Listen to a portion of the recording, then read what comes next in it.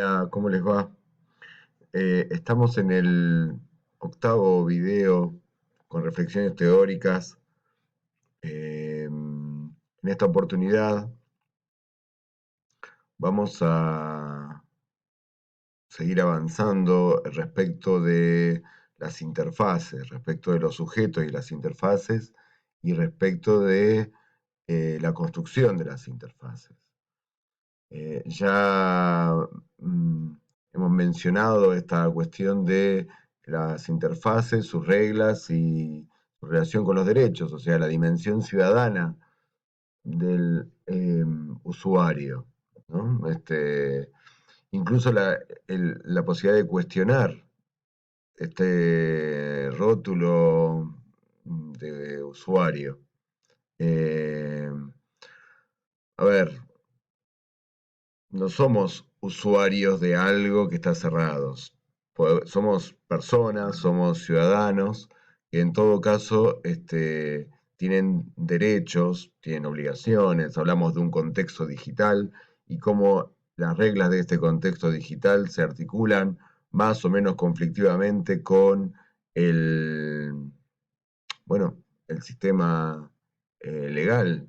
En ese sentido, eh, a mí me parece bueno incluso cuestionar la dimensión de usuario eh, como mero usuario. Si cuidamos las palabras o si no cualquier palabra, no cualquier significante tiene el mismo sentido o el mismo significado, a mí me parece interesante repensar esta cuestión de usuario. Somos personas, somos ciudadanos que nos relacionamos con determinadas tecnologías como otros. El que maneja un auto no es usuario del auto, es un automovilista. Y así uno podría encontrar una cantidad de ejemplos, pero respecto a las tecnologías, somos solamente usuarios. Y la propuesta, en todo caso, es pensar en términos bueno, de construir a partir de la intervención, como licenciados en ciencia de la educación, como pedagogos, eh, construir bueno, o eh, reconstruir o construir de cero o evidenciar la oportunidad de ser ciudadanos en el sentido de quien puede, como diría Finber, intervenir en todo esto. Pero, y aquí venimos a los contenidos de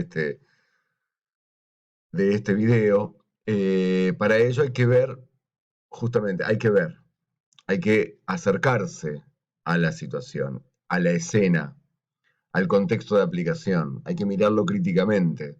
Y si lo pensamos en esos términos, hay una cuestión interesante que es la distancia.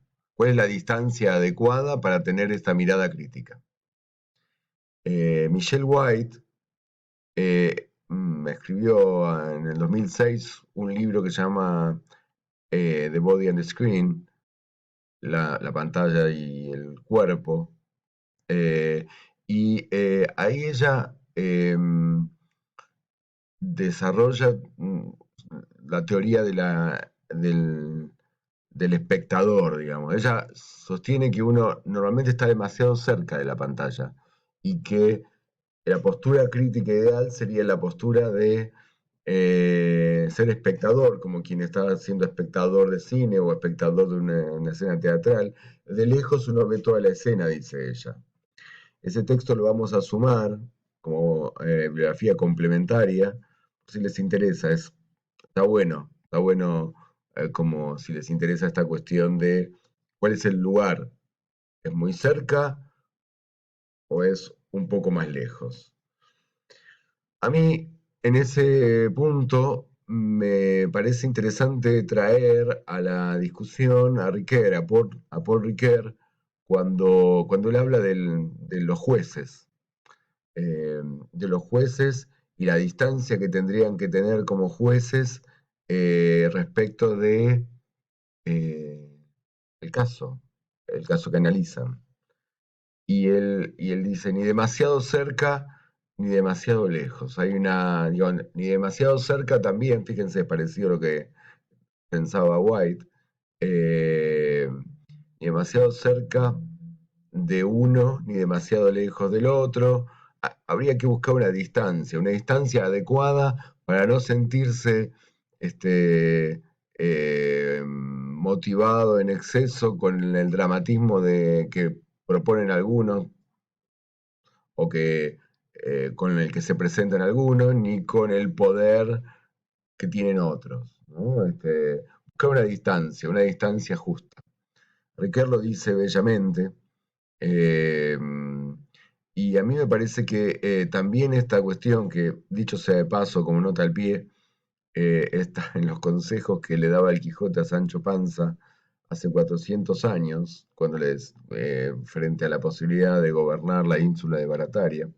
Todos en algún momento en la escuela lo vimos, quizás alguno lo leyó un poco más.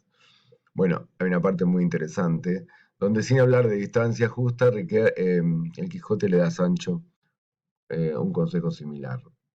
Eh, bueno, a mí me parece que esta cuestión, ¿cuál sería la distancia?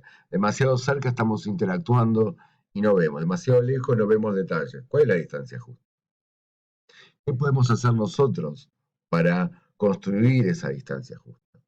Para que lo naturalizado de estar demasiado cerca, eh, no, la naturalización como proceso que está demasiado cerca, eh, no copte la posibilidad crítica, la posibilidad de reflexionar respecto de las reglas, respecto de los derechos.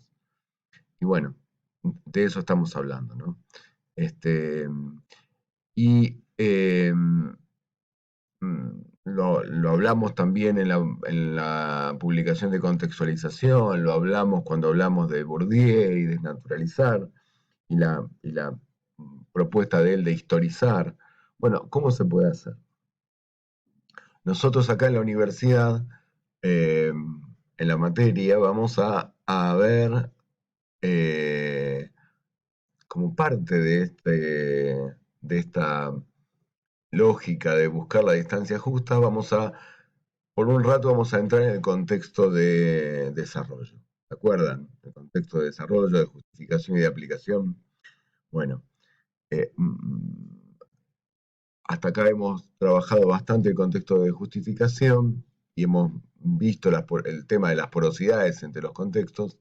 Y ahora se me ocurre interesante abordar algunas cuestiones que incluso ustedes tienen que leer como bibliografía, ¿no? Que es la construcción de las interfaces.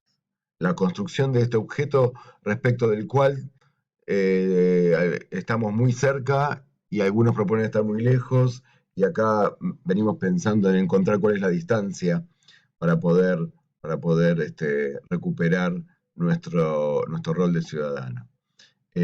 Y en ese sentido, tenemos dos textos entre los que podríamos haber buceado, que son los de Barthes, Roland Barthes, en lo obvio y lo obtuso, y el texto de Scolari, ¿m? El argentino Scolari, que vive en España en este momento. Eh, y a mí me parece que, a ver, por un lado, cuando ustedes lean a Scolari, tienen que pensarlo desde el contexto de desarrollo, pensarlo desde un lugar de la racionalidad instrumental de quien, como artesano del diseño, quiere hacerlo mejor. ¿Qué quiere hacerlo? ¿Qué es hacerlo mejor en términos de un diseñador de interfaces? Hacerlo más transparente, hacer la interfase lo más transparente, con argumentos vinculados con la facilidad del uso, con la intuitividad o con lo intuitivo de algunas cuestiones. Él inclusive llega a plantear que el diseñador desaparece, en realidad nunca desaparece, está atrás como uno puede pensarlo como un titiritero offline entre los diseñadores y los programadores, hacen como una escena de títere interactiva, ¿no? Este, que se rige bajo las reglas de los algoritmos que los interconectan. El motor lógico y la interfase, que es el espacio de contacto entre ese dispositivo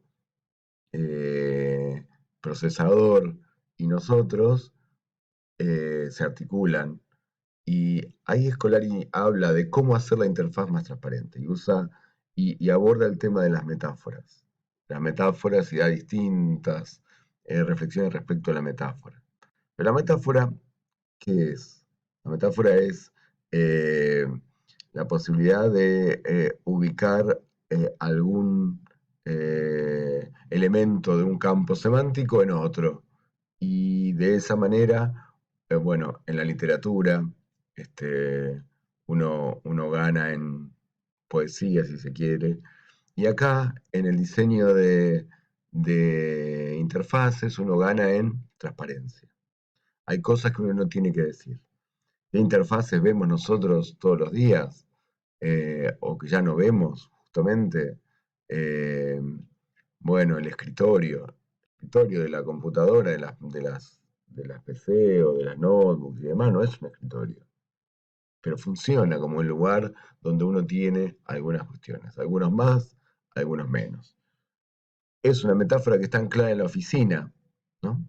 Pero funciona. Para algunos escritorios es porque alguien le puso escritorio. Sin embargo, alguien lo puso para que la PC que fue diseñada en su origen para las oficinas fuera como un sucedáneo, como un espacio, una extensión de ese escritorio. El- la papelera de reciclaje, el tacho de basura, eh, incluso en algunos iconos siguen, siguen vigentes, a pesar que ya perdieron el sentido, como el disquete para grabar. Hay no sé si ustedes lo van a ver, pero hay un disquete que es el que aparece en el Word o en todas las aplicaciones como la idea de guardar en el disquete. Uno no guarda más en el disquete, es guardar. La idea de carpeta, la idea de ventana. ¿Qué ventana abrimos? La ventana se construye como algo y hay una perdón, una metáfora extraordinaria que es la metáfora de la nube. Fíjense que es fantástico. Guardás en la nube. Miren la potencia de la metáfora. Eh, la nube que es algo que está en el cielo. ¿A quién pertenece? A nadie. Parece uno lo guarda allá y en realidad los servidores están abajo, están debajo del mar, están en la tierra, son de alguien, nuestros datos son de alguien y bueno, y como ya hemos hablado, la propiedad de estos datos o de de lo que pongamos, es un tema de discusión también justamente ciudadana. Y el texto de Barthes que está construido justamente como para desarmar el mensaje de prensa o la publicidad, nada que ver con la interfase digital, a mí me parece que nos sirve también para ver esta cosa del armado, del montaje de esa interfaz que, como decíamos antes, hay alguien que está armándola. No es algo que se construye. Es una obviedad esto que estoy diciendo para gente que ha seguido el tramo de tecnología educativa, pero pensémoslo en términos generales. O sea, la gente piensa que la mejora o las nuevas versiones son eso, son progreso, y en realidad son montajes. Hay la película que les propusimos mirar para comprender un poco más las categorías semióticas de Barthes, justamente hablan de un montaje, de tantos montajes. Bueno, las fake news que nos acompañan desde hace un tiempo intensamente son montajes y las interfaces lo son. Ocultan o muestran, aparentan, en fin, contexto de desarrollo, contexto de justificación, esto que pareciera ser propio del contexto de desarrollo, o sea, cómo hacemos mejor lo que tenemos que hacer y si queremos que las cosas sean más fáciles, en realidad están a partir de las porosidades eh, interconectados, vinculados fuertemente con el contexto de justificación, alguien que quiere hacer visible o hacer evidente o no hacerlo algunas cuestiones y digamos, usa el montaje que hacen otros, quizás, y nosotros en el contexto de aplicación que interactuamos con esto más cerca, más lejos o en la distancia.